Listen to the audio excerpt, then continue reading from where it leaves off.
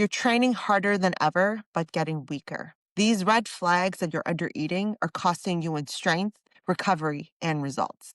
Here are the warning signs and what to do about them. Hi, everyone. My name is Paris Stu. They call me P2. I'm a nutrition and fitness coach, and I work primarily with weight class athletes to help them fuel their performance. I've been coaching for over a decade, and I've definitely noticed these patterns in myself and in my clients. And I recognize that there's a lot of very well-intentioned, hardworking athletes that are perhaps just not making nutrition and food a priority. It's like an afterthought.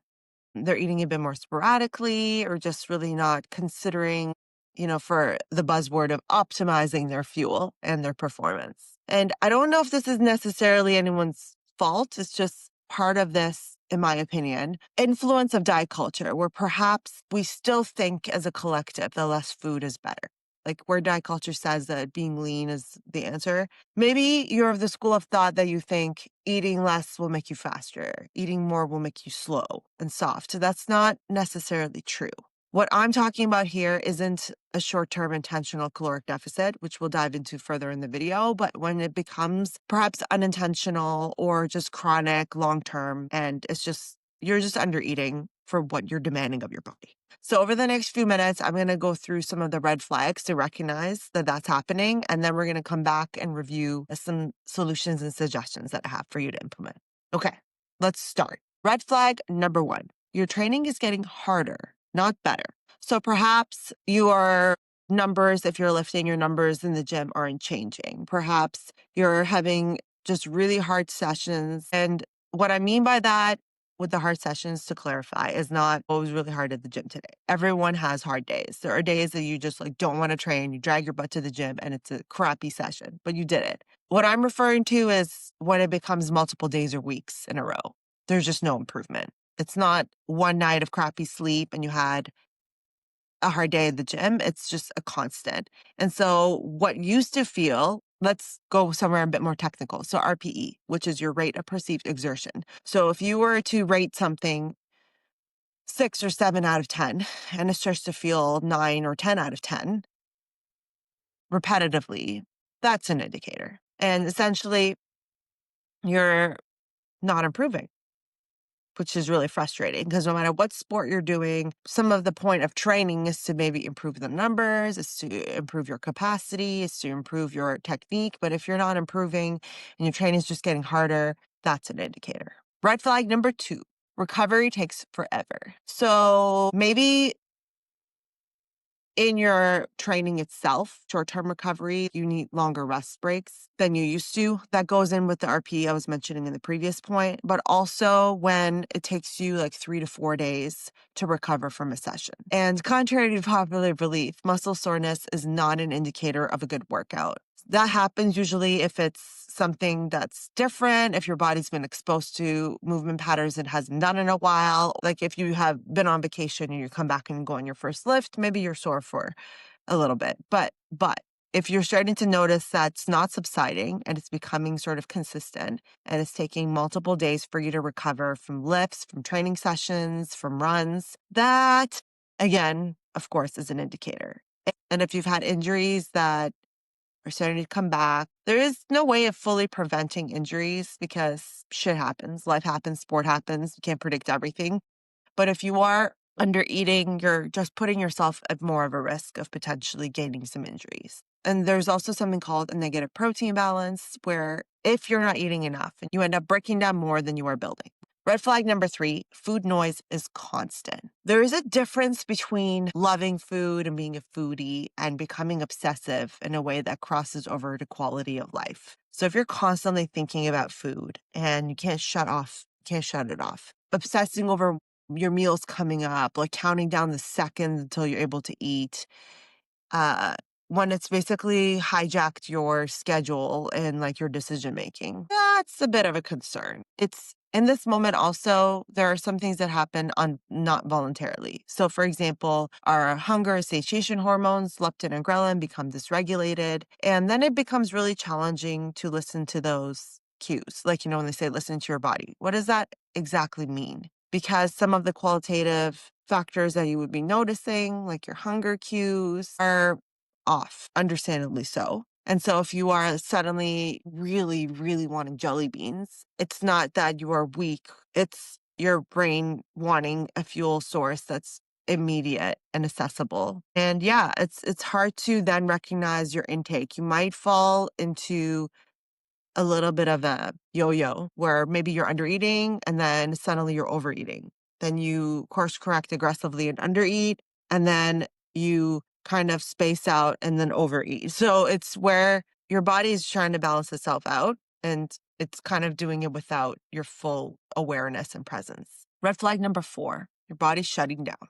And some of the symptoms, for example, would be if you're always cold. Now, of course, some people just run cold and maybe your hands and your feet, you have different circulation. But if this is like out of the norm, you always want a sweater, even if it's warm. If you're noticing you're always getting sick, like you always have a cold. Actually, in university, I played varsity rugby and I was constantly sick. I remember having this cough that went on for months. And then my friends would be like, "Are you still coughing?" And yeah, that was an indicator that I was definitely demanding a lot of my body and not feeling enough because it wasn't just training, it was everything else of life also. And so, yeah, side story. Okay, back to the other very, very important symptom is when we're talking about our menstrual cycle. So if we start to see shifts in our period, if they were pretty regular, like, of course, some of this just depends on the individual person.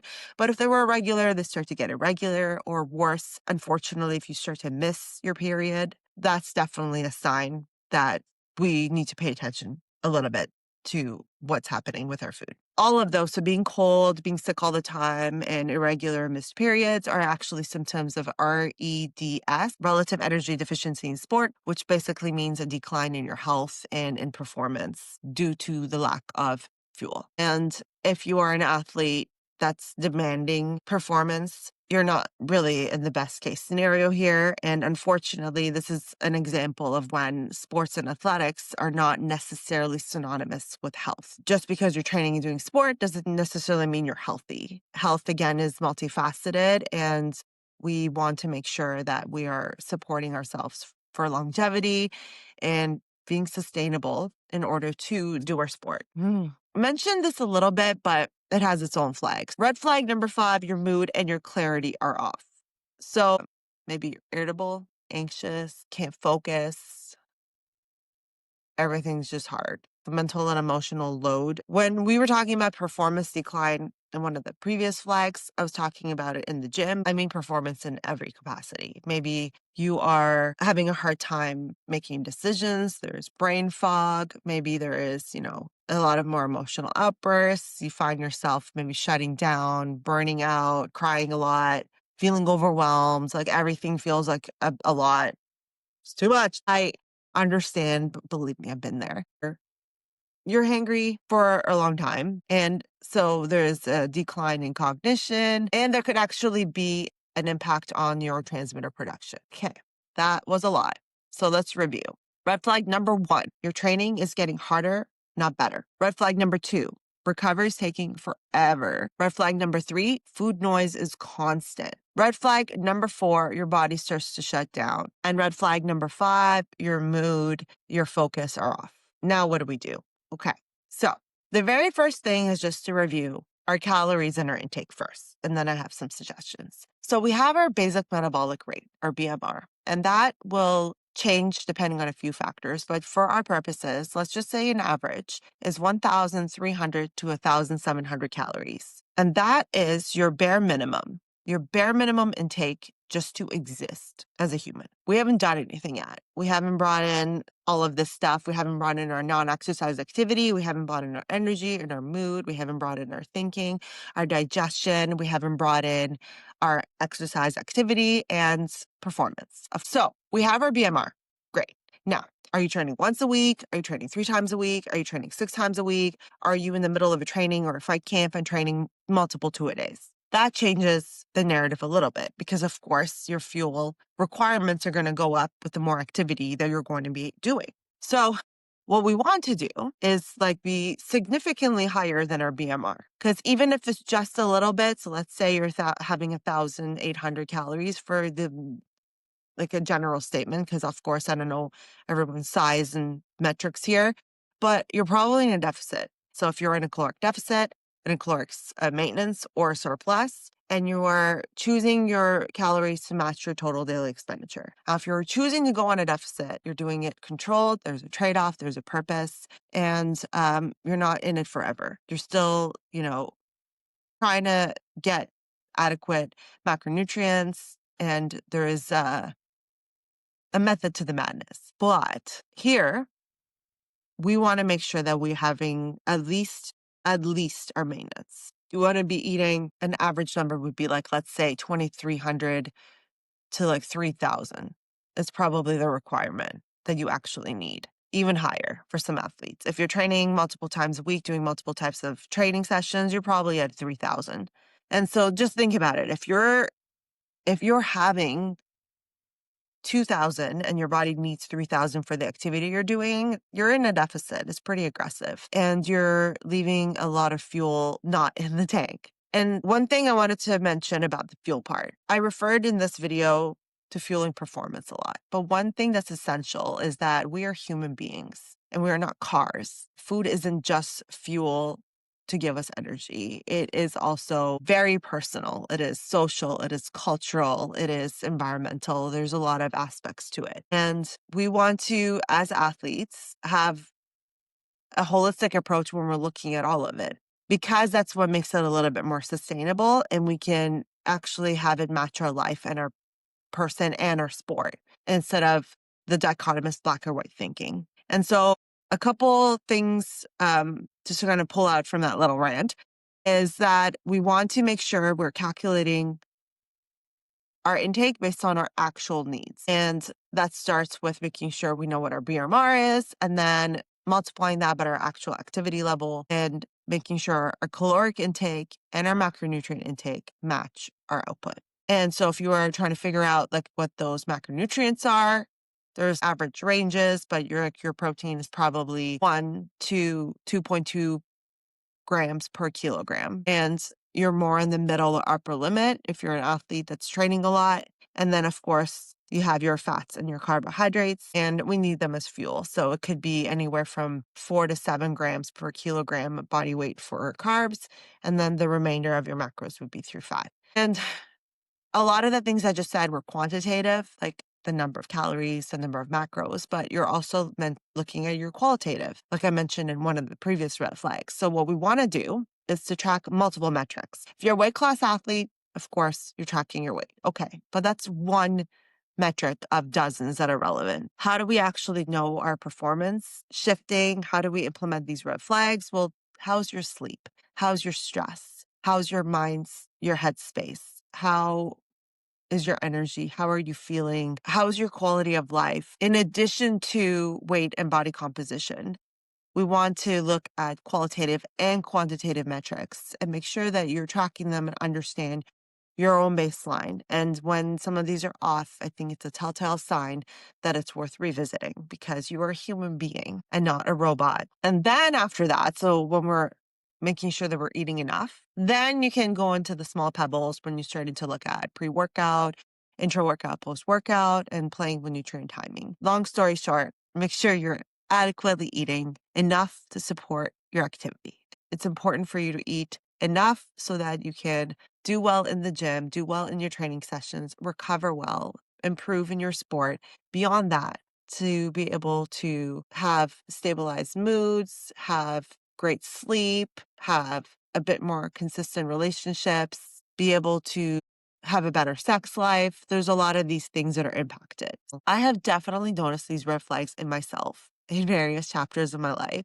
And so I share these from a personal and professional lens. I would love for you to share in the comments, if you're comfortable, if you have noticed any of these red flags in yourself now. If you have, please also check out the description box for how to work with me one-on-one or how to join the Level Up method, which is my cohort of working with athletes all about nutrition and mindset. Now, there's a term that I wanted to talk about. I meant to talk about earlier, but I forgot. So here we are, is survival mode. Now, that's not necessarily a very accurate term. And what happens is, if you're chronically undereating, is your body adapts to its intake. It's called metabolic adaptation. And that, is another one of the moves that our intelligent body does. And it basically decides to shut down the functions that are not most necessary for it. It stops prioritizing performance and output in the gym because it just needs to be a bit more efficient with the fuel that it has.